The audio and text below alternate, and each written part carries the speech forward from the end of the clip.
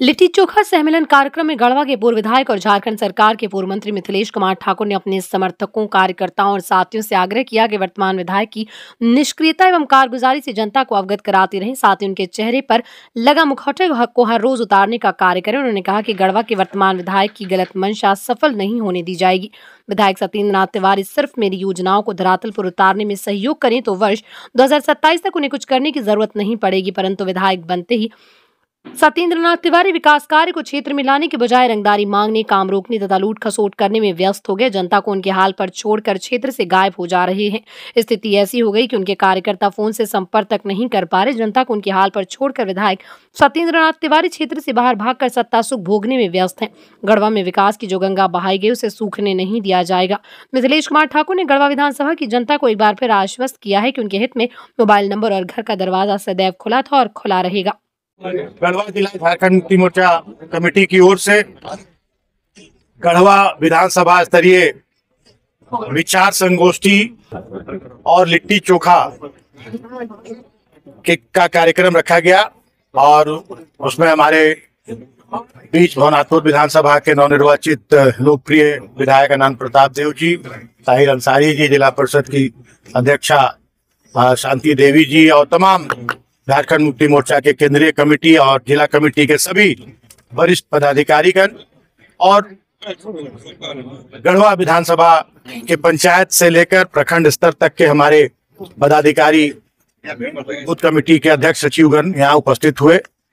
और सभी लोगों ने मिलकर एक दूसरे को नव वर्ष 2025 की शुभकामनाएं दी, बधाइयां दी, मकर संक्रांति की भी बधाइयां दी और लोगों ने अपने विचार रखे और जनता ने जो जनादेश दिया है गढ़वा विधानसभा में, यहाँ भारतीय जनता पार्टी के विधायक चुने गए हैं और जो विधायक चुने जाने के साथ ही जो यहाँ इस क्षेत्र में इस तरह की गतिविधियां शुरू हुई हैं, कहे तो एक अराजकता का साम्राज्य पूरे गढ़वा विधानसभा में फैल गया है। लोगों में डर समा गया है, चाहे वो कर्मचारी हो, प्रखंड के पदाधिकारी हो, जिला अधिकारी हो, जिला के उपायुक्त हो या पुलिस अधीक्षक हो, सभी लोगों को खुलेआम धमकियां दी जा रही हैं और साथ ही साथ निर्माण कार्य को, विकास को अवरुद्ध करने का काम माननीय विधायक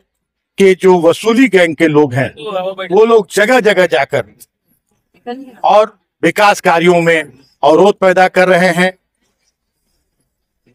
माननीय विधायक के द्वारा जिस तरह की अमर्यादित भाषा का अपने सगे संबंधियों को, जिन्होंने खुलकर उनका साथ दिया इस विधानसभा चुनाव में, उनके साथ जिस तरह की भाषा का, गाली गलौज का इस्तेमाल किया जा रहा है और अपने कर्तव्यों से विमुख होने की बात कही जा रही है। आपके ही माध्यम से जानकारी मिली कि माननीय विधायक जी ने ये वक्तव्य दिया है कि मैंने जो 10 साल किया वही करूंगा, कुछ भी नया नहीं करूंगा। तो 10 साल के कार्यकाल को जनता देख रही है, 10 साल क्या मिला यहाँ की जनता को। अगर वही उनकी मंशा है तो अब झारखंड मुक्ति मोर्चा उनकी मंशा कभी पूर्ण नहीं होने देगा। अगर विकास में कोई बाधा पैदा करेंगे, जिस तरह से विधायक निधि का लूट हुआ, वो लूट अगर जारी रहा तो एक एक कदम पर मुंह तोड़ जवाब देगी झारखंड मुक्ति मोर्चा के हमारे पदाधिकारी, हमारे कार्यकर्ता, और उनकी मनमानी नहीं चलने दी जाएगी, विकास कार्यों को रुकने नहीं दिया जाएगा। और जो जिस तरह से जिला के पदाधिकारियों को जिस तरह से धमकी दी जा रही है, जिस तरह से उन्हें चेतावनी दी जा रही है, जिस तरह से पुलिस अधीक्षक कार्यालय को ध्वस्त करने की चेतावनी दी जा रही है, ये कहीं से भी एक जनता के चुने हुए प्रतिनिधि के लिए उचित नहीं है, पूरी तरह से अशोभनीय है। इस पर मैं आपके माध्यम से भारतीय जनता पार्टी के जो राज्य स्तर के जो केंद्र स्तर के नेता हैं उनसे मैं आग्रह करूंगा, अपील करूंगा कि ऐसे जो